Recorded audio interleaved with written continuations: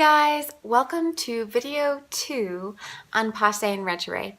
If you haven't seen video 1 yet, I'll leave the link to that below. Be sure to click on that if you're interested in hearing more about what Passé and Retiré mean, as well as a Passé-Retiré combination. For today's video, we're just going to go more in depth on a few things that I specifically point out as you're approaching Passé and Retiré. There's so much to think about. Just like everything in ballet, there's many layers and there's lots to say. So I don't even cover everything in this video, but I really hope you find it helpful. So let's get to the video. Sometimes your leg can be coming up in the right position, and then when you go to balance and retiré, you go to a sickle position. I see this a lot, actually, because if your toe is resting at all on that supporting leg like we talked about, your heel will have a tendency to fall back and your toes will be pushed forward in that retiré balance. So you want to make sure that you're pushing the heel forward and shaping the toes back.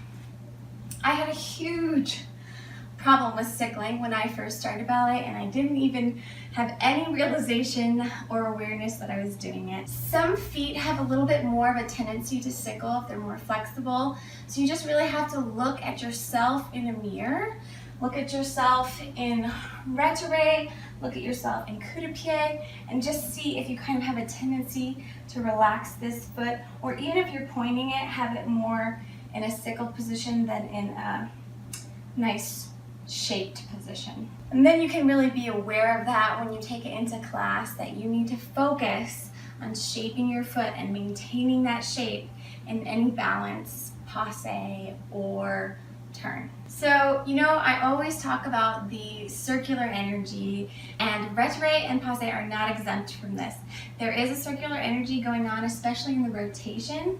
So I like to think about when the leg is coming up, almost like if there was a circle of energy going around my thigh outward.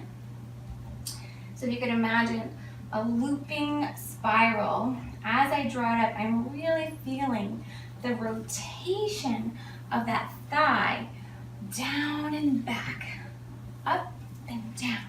Like it's really trying to be flat and fold down into the back so that we're not letting it kind of relax and turn in, but it's really working to be flat. And that's when I don't have much of it right now, and that's because I haven't been taking many ballet classes for myself ever since I got pregnant. But you'll see in the more advanced dancers or people who are dancing more often, you'll see this muscle develop right here. It's kind of like an indentation, a little line, and that'll show you that you're really using those inner thighs to hold up your leg and to rotate in that hip socket. And the same thing if you're coming from the back, you want to feel like you're rotating up and down the back. There's also like the little divot right here on your bottom. So if you're turned in, this will be more rounded, and you want it to go straight in, kind of like an angle. And so even if you're holding a balance in retiré, it's still super active. This is not a resting position. You're feeling this rotation constantly from the front to the back and in the hip socket. Your abs are pulled up and in, belly button back towards your spine. Your toes are actively engaged, holding themselves in that position. Your arms are actively engaged, connected to your back. There's a string going all the way up, so you have a long neck and a long back. And then let's talk for a minute about this supporting leg, okay? So while you're rotating on the working leg, you're also putting just as much rotation into the supporting leg. So you're not relaxed and sitting into this supporting leg. So to look at it from kind of an inside view, if you were not using your turnout and you're kind of letting everything round in, then when you came up to the retiré, you'd see that your bottom was sticking out and then you were kind of rounded here. And we really want to work for a flatness through the supporting leg, right? So something that I've told my dancers to do before, stand in parallel, and you're gonna put your hand right here, right by your hip and on your bottom. You're gonna stand on one leg and go ahead and sit into that hip, like you're just relaxing, hanging out, right? And then you're gonna try to activate these muscles and lift out of the hip, and you should feel this muscle right here, you should feel this indentation go in and up, right? So you feel there's a little indentation right here, and then there's also in the front of the hip, there's a flatness that comes in where you're really engaged in pushing flat and not allowing it to round back or down. So then when you do your retiré, you should feel that same indentation, that same flatness in the front of the hips. As you pull it up, you're really pulling in and up on the supporting side to be nice and flat. We're not letting anything go back. We also don't want to tuck, but we see this more often than we see this. So just nice and up and flat. Might be a little bit hard to see with my belly in the way, but if you study any videos, you'll be able to see that nice flatness comes all the way through the front of the hip, up through the abs. And even looking at it from the front, you can tell a difference if I'm sitting in my hip, I'm kind of letting all of this relax. You want to feel like you're pulled up out of the hip, almost like you could pull your rib cage and everything off of your pelvis. And you could pull your pelvis off of your femur. Everything's going up and creating space, right? So we're always stacking those building blocks. We don't ever want to be tipping forward or tipping back.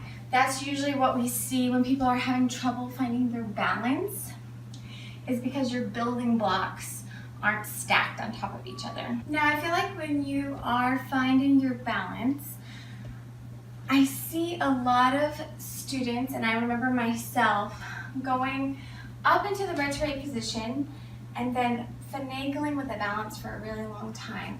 And I feel like a better way to start to find your balance, and something that I challenge my students to do all of the time, is to start in the retiré position and find your balance on flat, okay? This is hard enough, right? Ballet is challenging at any level. So just finding your balance here on flat, this can help you really focus on that flatness, on the supporting side, the rotation, the hips, the shape of the foot, maintaining that correct arm position locked into your back, using your abs.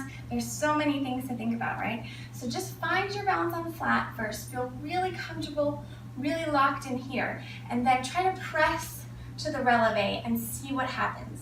Ideally, nothing will change, but most likely you'll feel little shifts in your body, or maybe big shifts. That's okay. So you have to really be your own detective here.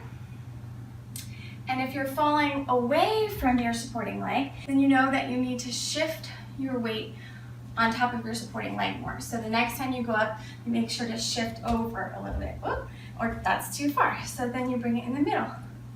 See if your elbows are dropping, or just feel what's going on in your body when you do that balance from flat to retiré. Ideally, you want to be in a place where everything is stacked so that all you have to do is raise the heel up.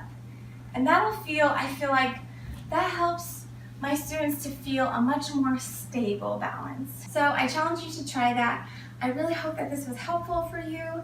Let me know in the comments below if you have any questions or requests, and thank you so much for watching. All right, guys, that's it. I hope you found this helpful. Please let me know in the comments below if you have any questions or requests for more videos. If you like this video, give it a thumbs up and subscribe for more videos like this, and I will see you guys next time.